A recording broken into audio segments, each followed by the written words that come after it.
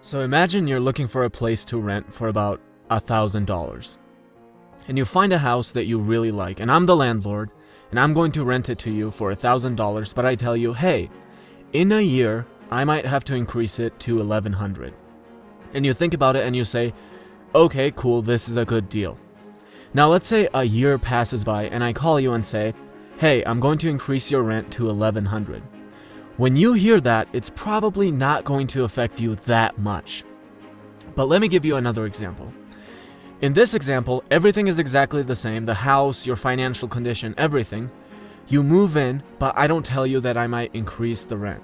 So a year goes by, and I call you out of nowhere and say, hey, you'll have to pay me $1,100 starting next month.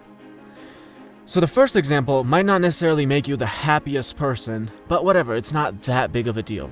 But in the second example, as soon as you hang up, you're going to start yelling not so nice things about me. You're going to be pissed off and angry, and you're going to think, how could I do this to you? Now here's the thing, you're going to go through that suffering and stress just because you don't have the right expectations about life.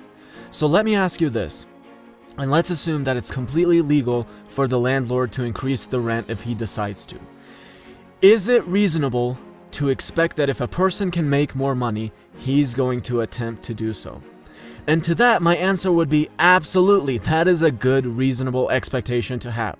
So if you had that expectation, and that expectation again is a very realistic expectation to have, you wouldn't be so fazed by the whole thing. Nothing surprising happened here. So the first big idea is, if you are distressed by anything external, the pain is not due to the thing itself, but to your estimate of it. And this you have the power to revoke at any moment. And the same thing can be applied to everything, including tougher things like death and being stabbed in the back by one of your closest friends. I remember the first time I got stabbed in the back by a close friend, and it sent me into this anger and depression for weeks. And I remember the last time it happened about a year ago, and I found out about it and I was just completely unfazed by it. And this might seem a little bit pessimistic, and it is.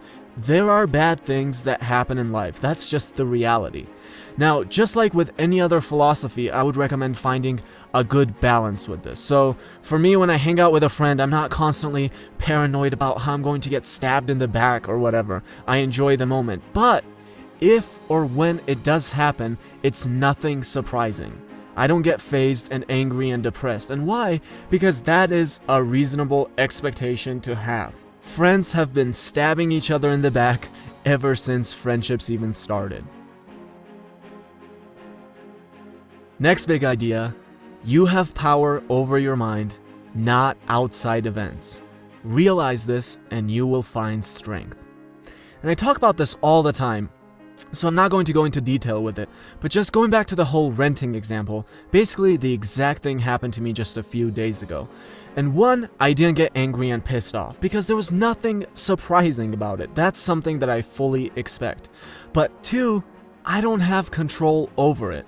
What do I have control over? I said, okay, if this is not a good deal, then I can go find a better deal and live somewhere else. Or if this is still a good deal, then I'm going to stay here and it's not going to affect my life. I'm not going to be angry. I'm not going to be worried and stressed. I'm going to be happy. That is it. Marcus Aurelius says, remember that very little is needed to make a happy life. And it's so true. Happiness is all about the quality of thoughts you put in your head. All you have to do is put the right ones in there.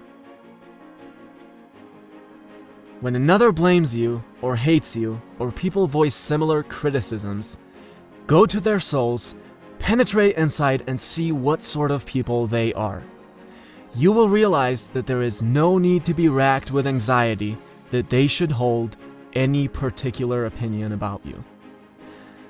So I know a lot of other YouTube creators, and when we talk, this is one of the biggest things that comes up.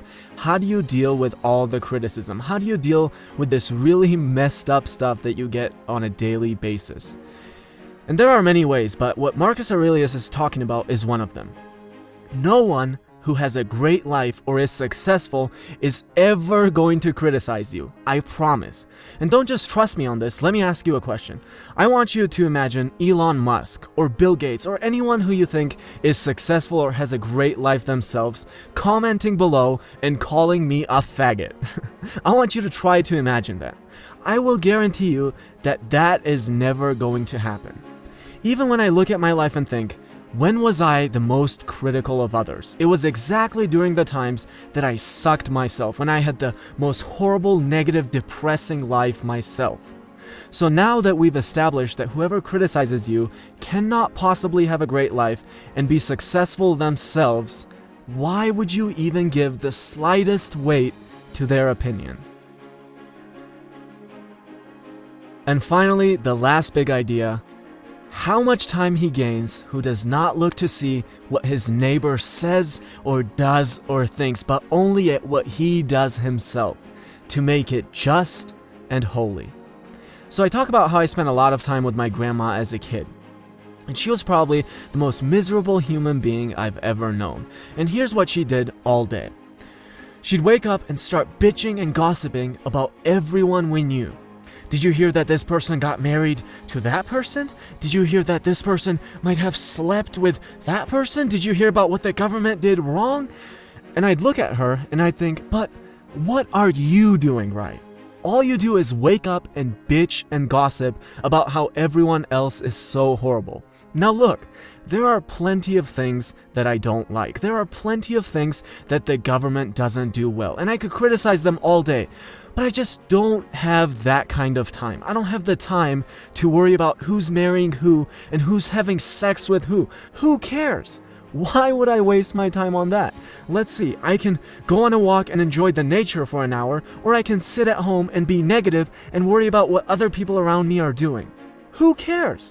What am I doing right? And I guarantee you, you're not doing anything right when you spend your entire day worrying, bitching, and gossiping about how some guy married another guy.